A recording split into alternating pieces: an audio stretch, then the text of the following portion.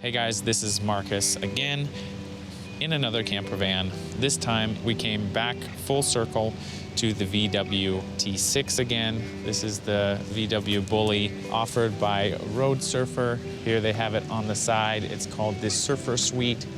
Now this was, I believe, the first one that we rented earlier this year. This year has been the year of camper vans for us, for me, for my family, and we've rented almost every camper van that they offer except for the big ones. So the VW, the Mercedes, Peugeot Boxer, the Knaus, Boxlife, I believe it's called. We rented also the, low tops, high tops with the electric pop top, with the manual pop top, 2-seater, 3-seater in the back.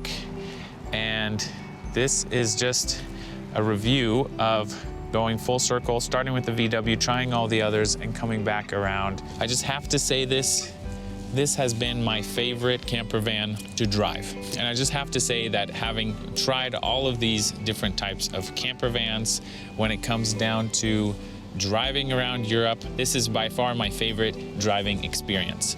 With the VW California style, the VW T6. It drives like a minivan. It doesn't even feel like a van. Although it's narrower, I can even notice how narrow it is compared to the Ford Transit, for example. If I want to go in between these two seats, I have to kind of squeeze myself through these seats to get into the driver's seat or the passenger seat. But by far, if you're going to buy a van for the driving experience, then this is probably one of the ones you want to seriously consider. The one major downside to this style of camper van is the low roof. You can't just open the door and hop in and stand straight up, which the last camper van we had it was built on the Peugeot Boxer, but it was a high top, and then it had a pop top.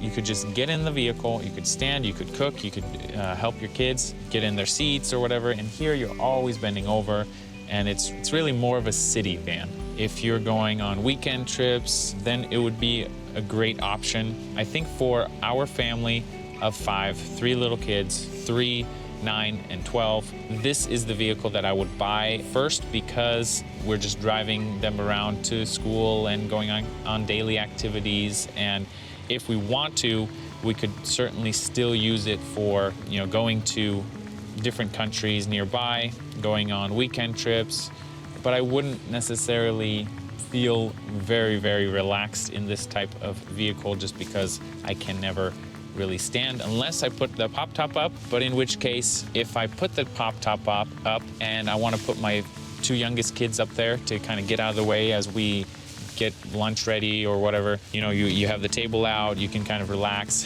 The problem with that is that they can't be up there unless this part is down.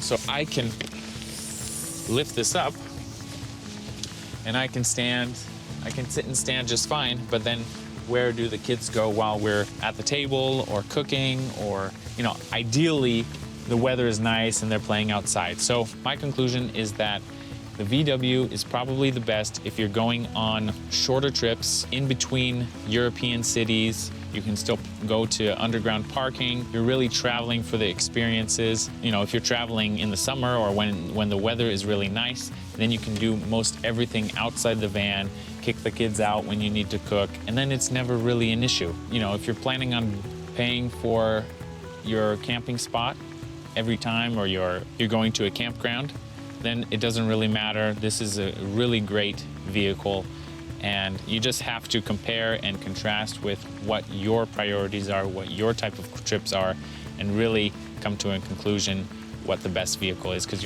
you're very unlikely to find one vehicle that ticks every checkbox on your list. The great thing about the camper van that we had before, a month ago, the Roadhouse, I believe it was called, built on a Peugeot Boxer. It was a high roof, and then it had a pop top.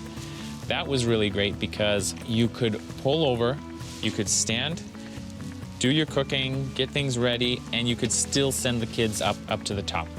So that was really a great experience because it was much more space, and we were going on a trip that time that didn't require us to really park in the city. It's a beautiful day here. off the Rhine River, right next to the Rhine River on Thanksgiving, mid-November, end of November, and it's not too cold. My son and I went on an overnighter just the other day, and we did have the heater on the middle setting. But yeah, so that's what I would say. I hope that this review and this video was helpful to you to figure out which camper van you would more seriously consider purchasing. If you are looking at purchasing a camper van in Europe and you're a non-resident, so you're just visiting Europe and you plan to travel in a camper van in Europe, there is a way to do that, and that's through Carturf. Check them out at mycarturf.com. It's a service that I started recently in 2023 to help visitors to Europe figure out how to buy, register, and insure a vehicle of their own. You might think about buying a vehicle from Road Surfer. I've been very impressed with their service and their approach to the market. You can buy a lightly used camper van from Road Surfer for a decent amount, in my opinion, and still get a very, very new driving experience, newish vehicle, and have a great time in Europe. And even when you're done with it, reach out to Carturf and they can help you sell it. So that's my review on the VW and in general how that compares to other ones that we have rented. So hope that's helpful. Safe travels in Europe or wherever you are.